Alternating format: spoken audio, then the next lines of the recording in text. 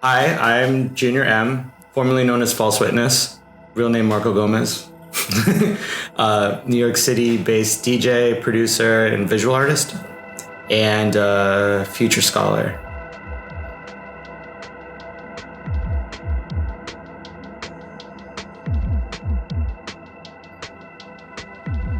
Hi, Marco. Hi, what's going on? Day after Halloween. I know. Yeah, did you go out? I did. Yeah, I did not. The weekend was really fun. Zero chill. Yes, we were at Zero Chill. That was a long, durational, but fun experience. Totally. You know, like at first it was scary, then it was fun, then it was scary again, but in a fun way.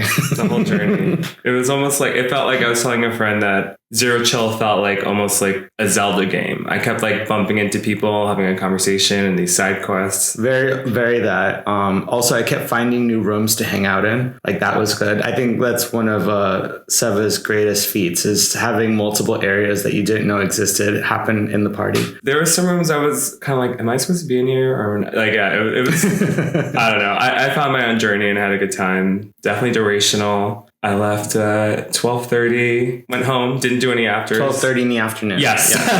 Yeah. From 3 a.m. to 12:30 in the afternoon. Yeah, I probably didn't get to sleep until 8 p.m. the next day. So was up for a little bit more than 24 hours. Mm-hmm. And you had a gig the night before with Henry at Animal. Yes. So me and Henry R played back to back at Animal for like 6 hours, which was really fun, especially because it was during the day. So we just got to play like fun bar stuff that not like a super serious club set, very, very lighthearted, very free, very casual. Yeah, I feel like it was a good like starting point to the weekend, like leading into Zero Chill. Yeah, I didn't even know I was going to go to Zero Chill, actually. Did you have to hire a girl to come in your crew? You know, the whole thing about like... the bring a woman thing. I thankfully did not have to because I'm just friends with lots of people who do door. Mm-hmm. And it's nice to be recognized in that way, which is sweet. But I also think that those rules sometimes are a little arbitrary, mm-hmm. Because that's what straight people used to do back in the day, being like, you can't enter the club unless you have a girl with you. And I'm just like, they're trying to fix a gender imbalance. But sometimes I often feel that I'm like, everyone knows that this party's for faggots. Like, this is a circuit event. Like, let's not pretend that it's something else, you know? Yeah. But for me, it's always just being like, yeah, I get it. Like, the gender inclusivity is important, but bring a woman may not be the right, way to go about that. Yeah. Well, I mean, I think we were talking about this actually about the whole horseshoe thing. Was that you that I was talking about? Like how in straight culture is like you have to bring a girl, and now it's like sort of happening. Like, oh no, not the left and the right kind of gets like closer. Not the horseshoe theory. We have to thoroughly debunk the horseshoe theory politically. So I think, but we can't just start replicating it. Yeah, like at parties and stuff just to fix the gender imbalance. Like for instance, like Fags Are Women. Mm-hmm. Like that was at that other warehouse. I went to that one. That one was pretty cool too. And I felt like it was pretty diverse, you know, mm-hmm. like, but again, it's just sort of like, it's one of those things in nightlife. You have to recognize that the people who are buying the tickets and the people who are, you know, buying the drinks with the expendable income and blah, blah, blah, tend to be these like gay men who just have all this expendable income to do that, you know? And for any like marginalized individuals, like they're just not dropping coin like that at the party. If you want to include them into the function, and if you want to make them like feel included, you have to make concessions for them, you know? And some events do that, you know, but even the most inclusive of spaces are not going to center everybody. Yeah. So you're going to have people who are going to feel a little like left out. You're going to have people who will feel ticked off, mm-hmm. you know, for not being invited or not having like the insider ability to get in or whatever. Inclusivity is very complicated and it's very hard to do successfully, especially within like nightlife context, because nightlife inherently is not a safe space. There's no safety involved in it. If anything, nightlife is built on the fact that it's pretty dangerous. And we're doing some crazy shit to our bodies. We're doing crazy shit to our bodies. We're staying up all night. Mm-hmm. We're, you know, and we're messing around with strangers who may or may not have our best interests at heart, you know? So it's just like, it's a whole mishmash of things that are inherently not safe. But we do it anyway because nightlife is sort of an outlet. It's sort of a release. Totally. we can make as many precautions and set up like, safety awareness type teams. Awareness teams is what they called it in Berlin. I don't know what they call it in the US right now. They had a different name for it because I said awareness team once and someone was like, what the hell is that? Like marketing or something? Yeah. It's just like someone who's like there just to make sure that like, you're not G'd out or you're not being like sexually assaulted or something. Like wellness people. Yes, wellness. Yeah. We talked about your gig at Animal, and I'm curious, like you're playing a lot more gay spaces now, which I think is really cool. And the Cock is having Diet Cock, those parties. I feel like there's a lot more of this stuff popping up even outside of like the rave culture. But like, is this kind of a new territory for you, or where do you feel the most comfortable playing? Like, where do you enjoy playing? I like being in gay spaces. Like, I mean, I'm a gay, I don't really use the term queer to describe myself unless I'm writing like something like a grant. And I mean, but I don't describe myself on my day to day. I'm just gay. I don't describe myself as queer. I only describe myself as gay. With that, it's like gay spaces are fun to DJ for. They're fun to be in. And yeah, it's like this is not something new to me because like even before I left for Berlin, I was playing places like I played Holy Mountain, like Lady Fag parties before in the past. Her party 1111, which used to happen on Houston. Yeah, and even Ghetto Gothic was a gay and queer space, So there was a lot of DL trade there, like people were coming through. But yeah, it's not new territory for me. Yeah. It's just, if anything, I'm just probably emphasizing now that I want to be in those spaces first before I take up space in anywhere other than that. Like, I'm not trying to occupy queer space, specifically queer spaces anymore, because I feel that I did that already. And also I don't have anything currently to contribute to that. And my personhood takes up more space than necessary. And I know that there are people who need to have those spaces more. So gay spaces are great for me because I fit right in. Yeah, like DJing those parties, like I wouldn't call like some of the stuff I do now like gay. Like Commando at Hush is a gay space. Absolutely. It's a men's space, But I see girls in there, like if you pump through and you have the look and, and you're kind of serving, like they'll let you in. But like sometimes I'll be DJing there and I'll be seeing people who like trying to get into the door and I'm just like, why do you want to get in here if you're not particularly interested in this, Like there has to be like, you have to understand that there's a sexual component to this part of that function of nightlife versus something like Paul's Dolls. Like Linux goes out of her way to make it inclusive, but that is a very not sexual kind of night. That is a place to be glam. That's a place to try out a new outfit. Paul's Dolls is a fun environment for a younger participant, who is just starting in nightlife and wants to do something like, outrageous. That would be the place to go for sure. It's like a scene, like to be seen. You dress up. You're going to be seen. Exactly. Yeah, totally. You're not trying to like get your dick sucked if you're wearing like an extremely elaborate outfit, And the space doesn't allow for it either. And it doesn't allow for it either, but it allows for other things. Yeah. And so, you really can let loose. And so it's like, if you're young and you're like, I don't know where to go out and it's a Wednesday night, Manhattan has a scene now that rivals what I used to do when I was in Brooklyn, like my first years in New York. And I think that's really cool. Like, I think that that's like important that the scene is starting to thrive again in Manhattan and other parts of the city as well, like Queens and the Bronx, Yeah. So like a lot of the gigs that you're playing now are kind of these spaces and, of course, the Bossa Nova. How do you feel like right now in this moment for you musically? Are you feeling more the big spaces like Warehouse? Yeah, I'm just curious like where you're at in terms of like. I haven't been invited just yet to play extra large spaces. I think the largest space that I've played so far this year in New York was Elsewhere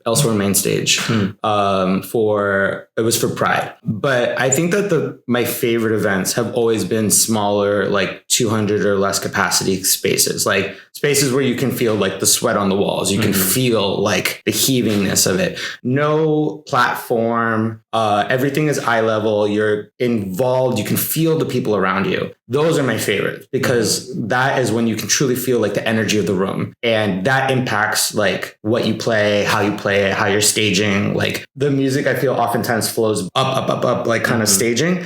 And that's really cool too, but for a different way because you're playing in an old school way. You're playing like old Sound Factory kind of way, where, you know, like your crew who's amongst you in like the DJ booth is also like you're like a mini private audience, but you have a much larger audience at the floor that you're not actually fully interacting with at all. It's almost like there's like a blind. You can't really see them because of the lights and everything. Yeah, it's hard to connect. Yeah, but the idea is not to connect. The idea is to just groove on your own kind of thing. And then like if you're doing a good job, like the dance floor will also connect with it too. Sure. That's an old school. Like I also think of like Esquilitas in Manhattan that had almost the exact same thing. Like when they did like Vogue nights there, the DJ booth had a tiny little window and a door. You couldn't see the dance floor, you know? So someone like Mike Q would have to like just DJ and just know when to hit the beat or whatever, you know, category was going up or whatever. So like, again, that level of disconnect sometimes can be quite useful. Another place like that, like,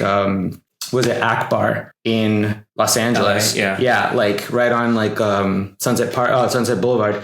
That place also a tiny little window. You can barely see the dance floor, but some of the best nights and best DJ sets I've ever heard are there. You know, any like Bears in Space type event or something. You know, I want to backtrack a bit and get to know you, like where you started. So tell me about where you grew up and like, we'll start there. Okay. I grew up in Boston. I lived all over the city, Boston proper. I went to high school in Chelsea, but I, you know, went to undergrad in Mission Hill, lived in Jamaica Plain for a little bit. I lived in Allston for a little bit. If you're familiar with Boston, Boston has a lot of these little neighborhoods that are like essentially mini college towns. That's kind of where I got my start. I was in a pharmacy school program because I wanted to be a pharmacist, or that's what I thought. But I fell into DJing probably around the time that I started my undergrad program. And because I was going out a lot, I was going to all these nightclubs.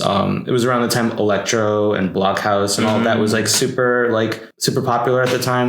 Like that, what was the name of it? Mad Decent was popular at that moment. It was around the time that, you know, MIA had just released their first album. It was a specific moment in time, you know? Towards, I would say 2011, I just became so disenchanted with my undergrad program and like working in pharmacy that I was like, you know what, maybe I should start considering this a little bit more seriously.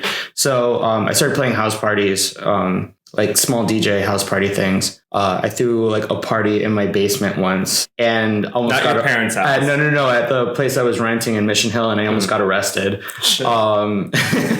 Yeah, it was pretty wild. And then, yeah, I guess like that time was marked with like a lot of people in and out, but I ended up meeting like a lot of people who would end up being part of my nightlife and electronic music world up until this day. I think 2012, I moved into an apartment that was with DJ Volvox and Michael Podvin, who runs the company Nightmind. It's the guy who designs all the lights for, you know, today, like Sustain Release and Bossa Nova and Paragon and stuff. Yeah. And when I was, they were moving to New York City. They were like, we're going to start this warehouse in Williamsburg.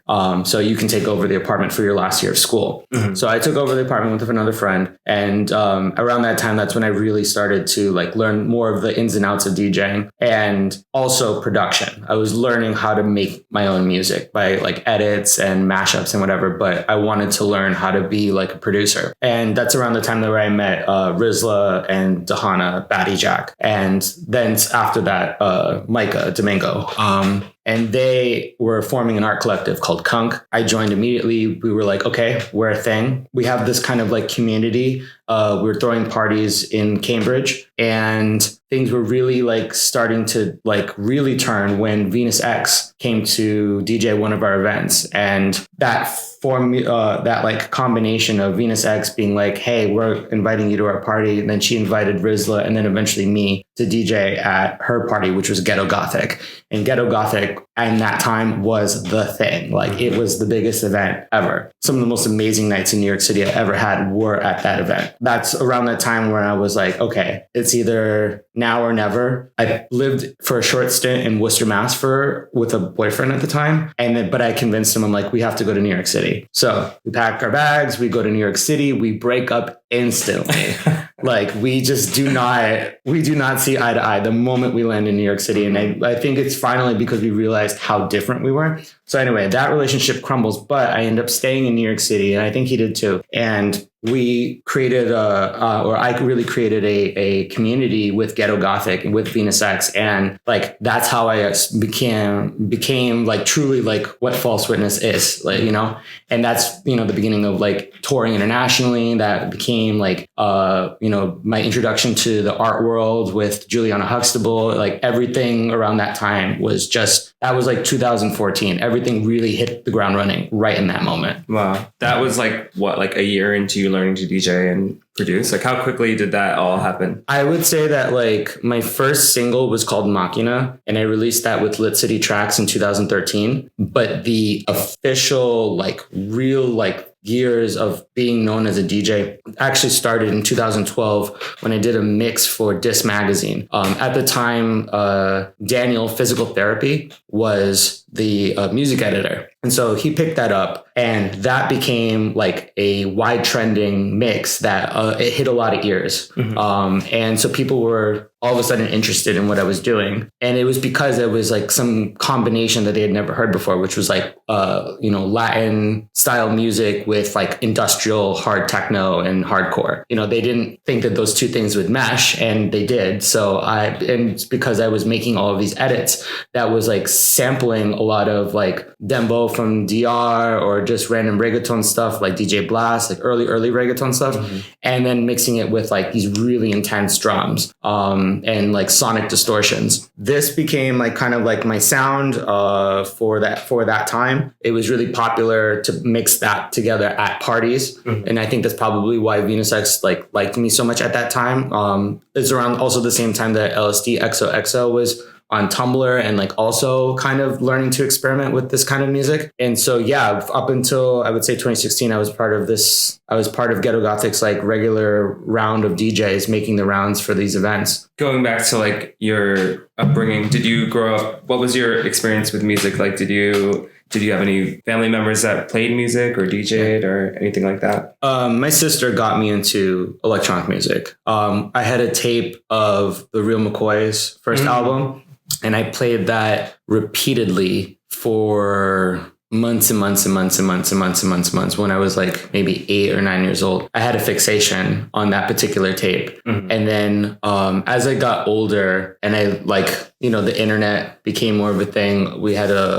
our first personal computer in the house. That was my sister's again, because she had gone off to college. And so that summer that she came back, she brought the computer with her. So it was like using it all the time. And that's like, I discovered like online forums about music, rave forums. And I think by the time I was like 13, or 12 or 13, I was like sneaking out of my house to go to raves. Like as far as like Springfield, Massachusetts, you know, so that's like 4 hours away from Boston. And I would just get in some random teenager's car and drive all night to some random club that would just let me in. And it was this big warehouse space.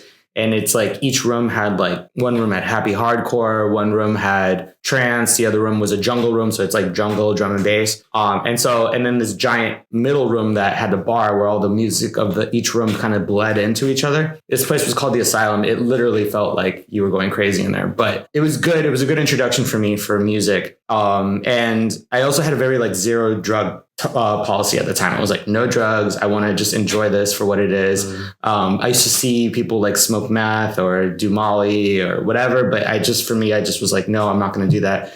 Started smoking weed a little bit, but like, not that serious, you know? And now a few messages from our friends. It's here, the single most exciting party sensation of your life, where the freaks and rink rats cruise the corral. It's perverse, it's profound, it's Fundle, your bag full of fun. Friday, February 7th at Xanadu, Brooklyn's funkiest rolling dance floor. Join the nightlife clowns in the center of the rink just like a circus, while the cuntiest DJs spin buffoonery on 8 wheels all night long. Ride it bareback with our cock ring leader in the rink, or peep the snake charming beards and ladies in our psychedelic bathroom sideshow. flaunt your finest Fundle fashions and peruse new looks under the big dumb top bazaar. It's perverse, it's profound, it's Fundle! Featuring DJs Boy Bravo, De Niro, Baltus, Picture Flame, Saint Panic, and Gary J. with fashion merchants, official rebrand, Joss Hurt, Virgin Chains, and all bred by Actual Fag. Tickets available online or at the box office Friday, February 7th, 7 p.m. to 2 a.m. It's perverse, it's profound, it's Fundle, your bag full of fun. Start spreading the news.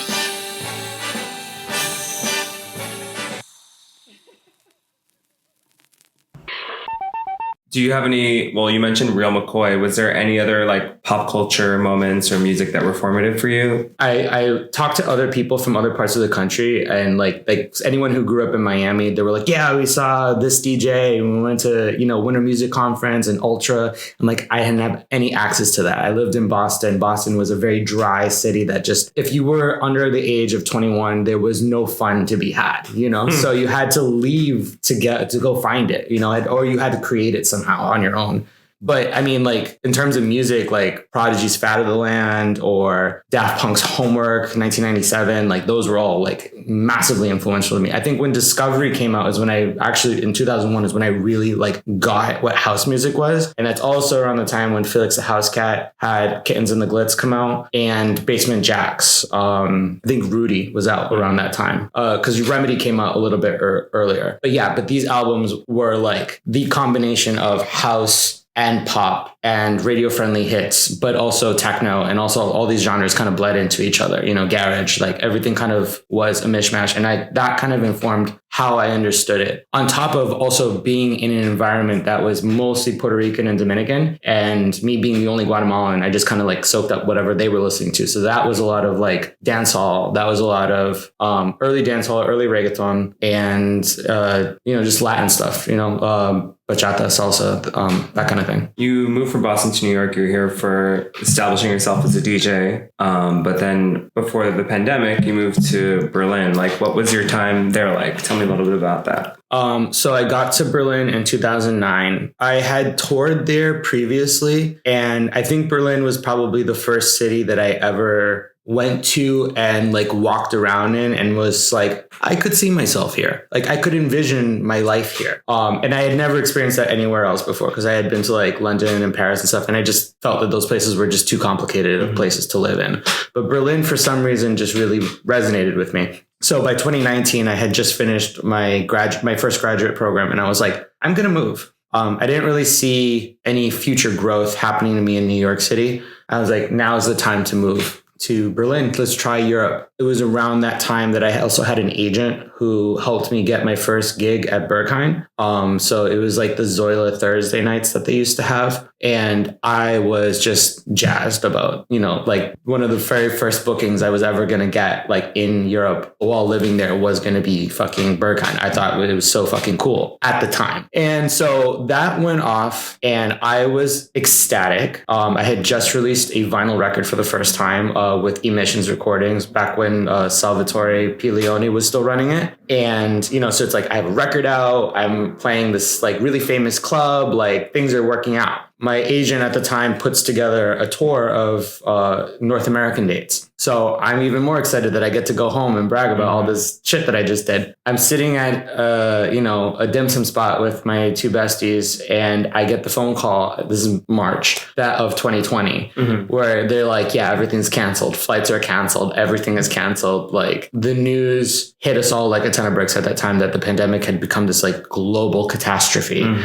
We were all, and I was stuck. So I couldn't get back to my apartment in... You couldn't get home? I couldn't get home. Wow. I had nowhere to go. I didn't have an apartment in New York City anymore. So I was like, where the fuck am I supposed to go? God. So I ended up staying with two friends of mine, my friend Chris and my friend Maxie, who had this tiny apartment in Bed-Stuy. And I was kind of just like in their extra room for 2 or 3 weeks before like I was going stir crazy too. And I was like, I think I'm just going to put a mask on and head to Boston and see my parents and just wait and see what happens. I was hoping that it would end, but I spent 3 months in Boston just in my old bedroom, just staring at the walls being like, wow, I'm well into my 30s and I'm back at my parents. Like, what the fuck is happening? Listening to the real McCoy tape.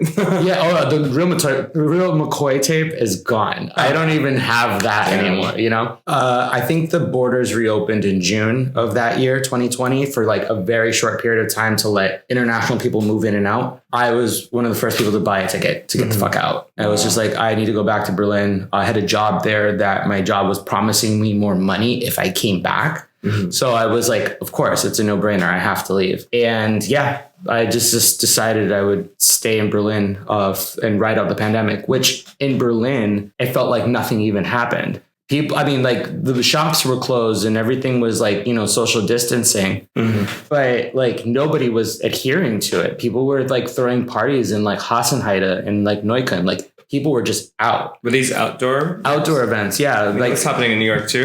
Yeah. I mean, but like, I think the scariest thing about that time was that the sirens, like every day, hours after hours of sirens of just like people like being rushed to the hospital in New York, you know, versus in Berlin where like it was just quiet. Like the numbers never really reached the kind of catastrophe that was happening in New York. You know, the catastrophic levels of death wasn't happening in Berlin. And I'm not sure why that is. I actually haven't looked at like the epidemiology reports of those times, but like, yeah, the numbers were just specifically very low in Berlin, and they wouldn't spike until November of that year. So November 2020 is when people started realizing that they were getting sick. Yeah. And it would be probably another month or so before people started getting the vaccine. So then how did you end up back in New York? Well, my time in New York City is kind of tenuous at the moment. Like I'm only here until June of next year, and then I kind of have to figure out what's happening. I'm applying to grad school again. I'm thinking about like, you know, next steps. But I think sometime around 2023, I was on tour. I think it was in Singapore. It was best fucking night. Had like the best party. That place was fun. You know, the promoters were such sweethearts. Everything was just such magical experience. And that day also happened to be October 7th. As soon as I got back to my hotel and I looked at my phone, I saw what was happening and I was like, oh shit, this is going to be a thing. Wow. In the days that passed while I was still on tour, I was watching the mask kind of slip off from like the German public, where they just went completely Zionist over, you know, the next few weeks, months. And I wasn't due to get back to Berlin until December. So I had a whole month of just being like, oh my God, what's happening in Berlin?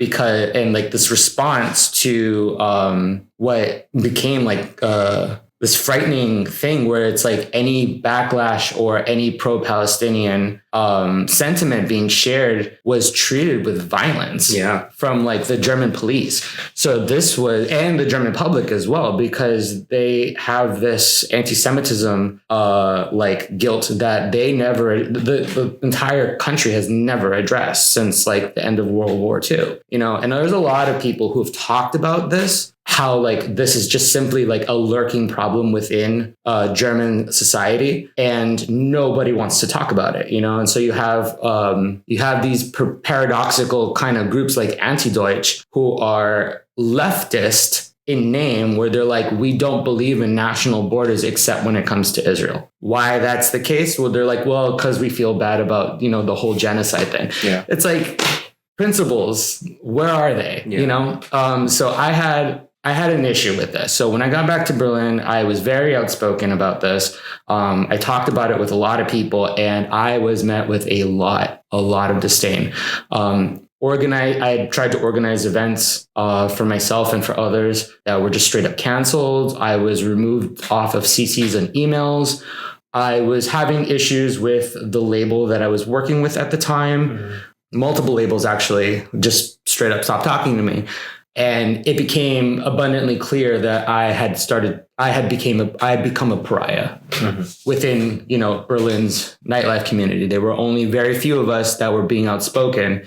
And there were a lot of Israeli artists who were being like, where's the humanity about the Israeli, you know, victims of that music festival? I'm like, why were they partying next to a concentration camp. This was met with a lot of negative feedback, and my relationship with Berghain at that moment soured to the point where I was just 86'd out the club. And it wasn't just me either. It was like so many other artists who had experienced like straight up just removal off lineups. Things were getting to be really, really negative. So I would say probably by January, I realized that I was like, okay, the environment, not just in nightlife, but also just like the Ausländerbehörde, the foreigner's office in Berlin had removed all of their contact information off of their website. So you couldn't email them, you couldn't call them. You had to go to the office directly, which meant that you had to speak German or had a translator with you who did. It was giving that like, go back to your country. I know what that feeling feels like. So I was like, with pleasure, I'm about to dip right the fuck now. And I'm very privileged and I have that ability, that's a really privileged position to take where I'm like, yeah, fuck your country. I'm going to leave. But I know that there are people who are in the country who could not do that. There were a lot of Palestinian people in Berlin who are not only not recognized by the state, but also can't leave like the physical borders, And so I was in conversation with several artists and several like people who I had met in that time. And they're like, girl, if you have the money and the ability to go, get the fuck out, like we wish we had that. But if you do have it, get the fuck out, figure it out when you're out. That for me was like, the thing that clicked in my head was like, I'm like, when shit's about to hit the fan, you need to step out of the front line because otherwise you're going to be the victim. Yeah. You're going to be the one that's going to be hit the hardest. And yeah, like my money was dwindling and jobs and opportunities and gigs were just gone. So I left and I got back to New York City in February of 2024. And I've been here since. And I said it was a good experience to live in Germany for that period of time. But the sad, like vitriol, the mask off, the very angry kind of like German sentiment that has not like dealt with their like very shitty past. Yeah, it all came out. Artists, especially in nightlife, but across the board, all cultural institutions felt the brunt of it, and especially like Palestinian artists who were like, how are you going to deny them the fact that they exist? You know, that's crazy. Germany has a whole history of denying people's existence. So I am thinking about it every day about how far reaching this particular genocide, how it impacts almost every aspect of our day to day. Like it is inescapable. And I wonder how people can just go through it, how people can just go with like, and not even consider it, because for me, it's like on my mind 24/7. It's hard to compartmentalize it. Especially on the heels of an election next week. Oh God. Right. Yeah. To mark the time. Yeah. Evil person number 1 or evil person number 2. You have to choose. Like, yeah.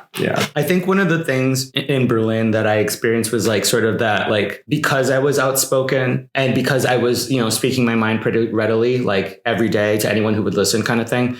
People were always coming at me with you're so angry. You're so like you have such a chip on your shoulder. You're so like aggressive or something. And like, for me, I was like, I didn't understand why people were saying things like that to me. So when I got back to the US, kind of the same thing. I just kind of felt like I was like feeling like I was like, I can't express my political ideas. But it led to something a bit deeper. Like over the past year, I've been really like learning about like what autism is and like what that experience is. And I realized that it connected all the dots of like my life, my desires to be in these loud spaces when I was like really young, not feeling connected with anyone in my family or my friend groups or having very few friend groups at all, like not getting along with people in school or work. Like autism, I did not know anything about up until this period of my life. So I walked 36 years on this earth without knowing what autism actually was. And when I finally picked up a book about it, this book called Unmasking Autism by Devin Price really, really made everything just click. And I was like, fuck, like I had been walking through life this whole time without understanding this particular thing about myself. And a lot of people are saying that like, oh, everyone's autistic to some degree, or everyone, I was like, yeah, everyone's left-handed to some degree too, because you have a left hand, right? Or everyone is gay to some experience too, right? Like again, like those particular narratives are quite condescending, and they remove your ability to understand, like to be confident in some kind of like thing about yourself, It's just like the gay thing. It's just like, how could you know you're gay? Like, unless a doctor says you're gay, you can't be gay. Like, that's a silly thing to say to a gay person. So why would you say it to someone who is telling you that you're autistic, or that they're autistic? So for me, like, this helped me contextualize a lot of aspects of my life. And then it made me realize how very little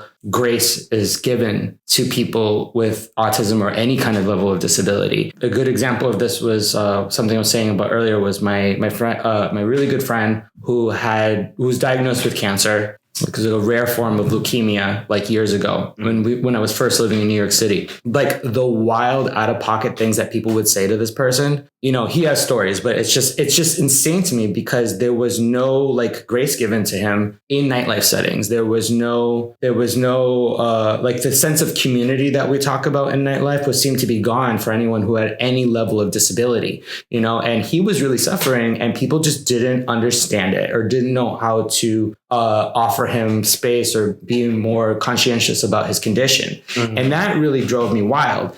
But now I'm like, okay, you know what? Like, as a high masking individual, I can walk through life without having to deal with some of those problems. But if the moment I started acting any kind of funny, especially when I'm in nightlife settings, people treat you differently. Mm-hmm. And that, for me, made me realize that nightlife settings are, again, not only are they unsafe, but they're also spaces that are not utopian in any sense. Like, if anything, a lot of these nightlife spaces mimic the power structures and the racial capitalistic kind of like experiences that we have from the outside. They're in the club too. And we need to be conscientious of that. We need to be aware of those things as well, so that we are not being the individual that is replicating those systems of power, that we're not being the one that's racializing or doing the racial harm to others. So yeah, I'll say that about that. That's like, it's difficult now to think that for so many years I kind of ignored those components of nightlife, and now I'm writing about it, and I'm trying to make sure that like people are aware of it, because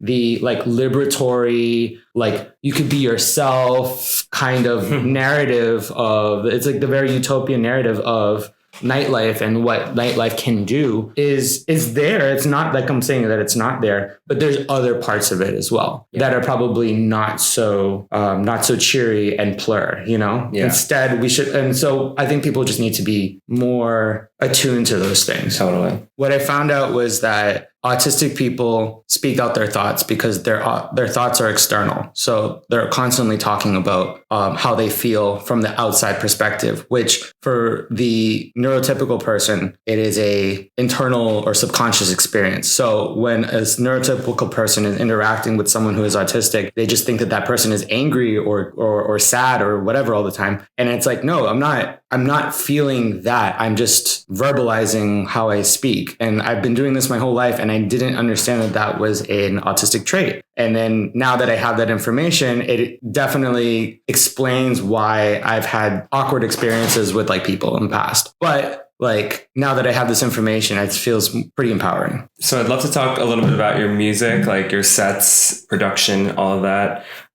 We talked about the Third Space before, and you mentioned your track. So yeah, I wrote a song called Third Space. Yeah, let's talk about, I want to hear about like what inspires you musically, production wise, like what is your like mood board right now for music and production? Yeah. Oh, it's funny. It's like, I had a friend over who was looking at my mood boards. I have them on my wall. Like, it's like a lot of me just like writing shit and just like putting things on with like Junior M, like right in the center. Cause it's like, what is Junior M as a sound, as an aesthetic? Like, it all has to be tied to like space and orientation. I wrote this track called Barbara, which was like a joke, inside joke between me and my friend Henry R, about, we were on tour together in Texas, and we just kept repeating like that Barbara Walters interview with Mariah Carey. Yes. Where she's like, don't know what she I didn't even know she said. Nikki recently released a song. It's called hell yeah, it's about American Idol.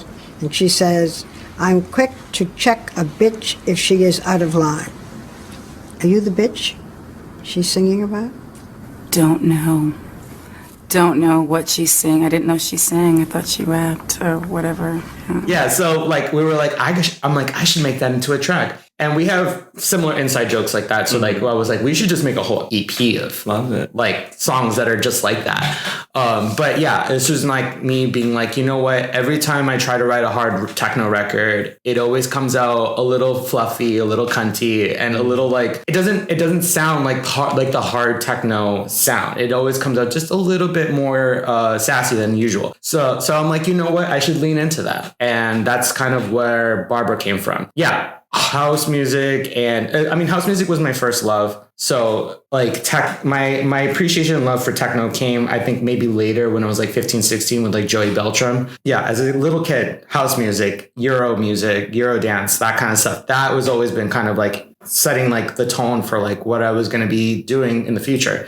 And so, yeah, like I met a lot of people in Berlin who do the Italo wave stuff, like Fabrizio Mamarella, Franz Scala, Fabrizio's girlfriend Julia, like, and then like, yeah, all the Italo disco kind of influences were all there. Those were some of my favorite parties when I was in Berlin. I shied away from all of the hard techno stuff. So any of the False Witness stuff, I just fell out of favor with because it became so hetero. It became very like hand punch, like gun finger in the air, like fist pumping, like kind of heteronormative stuff. Like I was like, where's the queer in this? Where's the queer? I'm not finding it anymore. So instead, I was like, you know what? I should lean into like this swishier style of music because not only is it coming more naturally to make it, it's also so much more fun to play, and the audiences that gravitate toward it more are more queer as well. They're more engaged with it than the very disconnected straight audiences that were putting on like the fashion harness, you know? Yeah. So was it like a hard decision to like leave that behind, like step into Junior M? Yeah, no, I mean like False Witness was a very like hard political component that had a tinge of anger attached to it, and a tinge of like heretical blasphemic kind of tone to it. It felt very Catholic. And for me, I was like, you know what? I do still love that, but it's not accurate expression of my artistic kind of viewpoint from currently. Right now, I'm like, for me, I'm sitting on a big, plush red leather or latex or velvet couch. I'm all about like these textures, I'm thinking a lot about textures. I'm thinking a lot about spaces and spatiality. And the designing of like where this music gets played. That was a big issue with the pandemic, was that when the clubs were gone, a lot of people, especially musicians, didn't have any context for where to play their music, and so like they fell out of favor with like the sound that they were making. And so that when like the clubs came back, a lot of the new producers just went full throttle with like the BPMs and the distortion pedals. And I was like, yeah, but like I kind of just want to be with my girls and just kind of like swishy and be swishy at the bar, like I don't necessarily want to be like completely headbanging to a DJ. That doesn't make any sense to me. It just felt out of place in a club or in a nightlife setting or even at a festival. Like I just like, so yeah. And the dynamics of a sound space, whether it's a festival or a giant warehouse or your earbuds or a car, these are all different dynamic spaces. And so to try to make a one size fits all kind of music felt weird. It felt cheap. It didn't feel right. So for me, I was like, I have to be more attuned to like each song and like the space that it's going to live in. Yeah. And for me, I was been thinking almost like lounges, couches, but also like thinking I was like, what are they wearing? Latex. What are they wearing? Like, so you're envisioning all this when you're big coats, fluffy things, like I want like, I'm thinking of like Cameron's like giant, like pink outfit, the Nadeshiko colored, pink, the flip phone with the flip phone and the hat. Yeah. So it's a lot about these textures and like, musically, it's like, it branches everywhere. It's still techno, but it's not that blistering kind of techno. It's like what techno used to kind of sound like, Fast Eddie kind of techno, Joey Beltram kind of techno. or It's like expanding the sound. Yeah. Robert Armani kind of techno, like that stuff where it's just like that's for me was like really where I felt centered in. But then it also bleeds into house music as well. Like everything that Carrie Nation does, like at their events, is always really fun and it's always really inspiring. Or Italo, like the stuff that I was introduced to in Berlin. But then also kind of like some of that circuit gay man kind of stuff. Because if you ever listen to circuit music, you'd be surprised at how technically proficient it is. Yeah. like all the pieces fit really well together. Like it is really well made music. It may not be your style, your taste, and it might lean on corny to some extent, but from a technical professional like audio engineering kind of level, it's pretty dope. So there's stuff to learn from all different directions. You know, and you mentioned Escuelita earlier. I was able to go to like a few of those like in my early days. Yeah. It might sound corny and all this, but it totally is. You can go out and you hear that circuit, you hear tribal, like it's influential. It's to this day. Like tribal, like Danny Tenaglia, like Crowbar or Twilo era kind of stuff. That stuff was fundamental for me. Peter Rohofer, that, or like Shunji Morikawa, or like the Dad Oven, like, you know, these are important figures. And then also when I was growing up, you know, the gay adjacent producer with like, you know, the singer songwriter of the 90s, like Tori Amos or Sarah McLachlan, right? Like incredible combination, always produced a fabulous remix. So for me, like that was like how I decided I wanted to like piece together Junior M. Junior M is like fundamentally a combination of all of these things. It's techno, it's house, it's Italo, it's circuit. It can be all of these things. It can veer more toward one thing than another. I was just getting frustrated with the fact that I could not play things like that as False Witness, because False Witness was associated with a harder edge sound, with a more experimental sound in techno that lend itself more to like specific parties, specific events that I just didn't feel connected to anymore. Would you ever work with a vocalist? Like that's something that we're not really seeing much of. Like I would love to hear just like not just from you, but just in general. I feel like we don't have these vocal tracks anymore. Yeah. I've worked so far with two queer artists to do remixes for them. One is Mel, who's based in Paris. I did a remix for him recently. And then also Skips. He's a trans artist who was based in LA originally. I think he's in the Netherlands now. I've just put out a remix for him as well. So I've worked with some vocalists, but not like the full, like I haven't met any vocalists who do like the big diva sound, you know, like I haven't met anyone who does like the Liliana Holloway kind of like big booming vocal kind of thing. And it's actually probably one of the reasons why she is so heavily sampled is because who can do that voice, you know, who can be that iconic on every track, you know? It's a hard role to fill because, you know, like one of my favorite sayings, I forget who said it, but it's really always stuck with me. Profundity by definition is uncommon, you know, like the profound, the sublime, the big stuff. But sometimes it's only a once in a lifetime person who has the ability to do that. And I simply haven't met anyone who has that kind of vocal range, you know? Yeah. But they're there. I'm there 1000% there. It's just, I don't know them yet, but I would love to in the future. We gotta do like a American Idol type. We gotta cast some like vocalists. Yeah, no, I don't necessarily connect with other artists musically because oftentimes there's a lot of disconnect between like production styles. And so sometimes trying to collaborate on a record with somebody is a little difficult.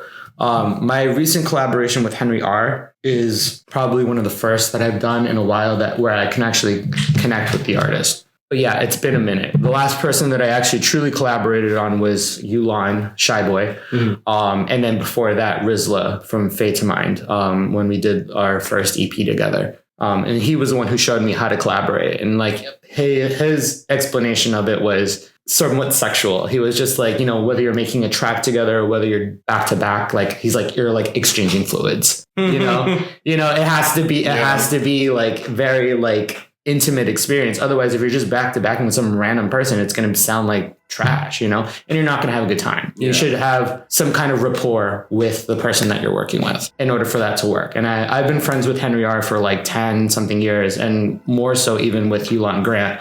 So these two artists are like, these are my family. So I obviously am going to be able to work very well with them. It's not common because that's like, these are profound connections that I've made. They're not common. Yeah.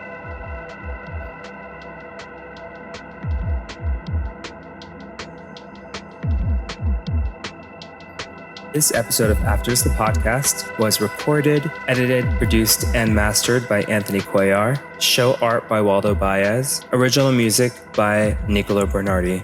Be sure to follow Afters the Pod on SoundCloud for an exclusive mix from every artist featured here, as well as mixes from my favorite established and emerging DJs on the scene right now, made just for you. That's Afters the Pod on SoundCloud. If you feel inclined, please share, rate, and tell a friend about Afters the Pod. This is a fully DIY project with a goal of archiving our culture for us now and for future generations.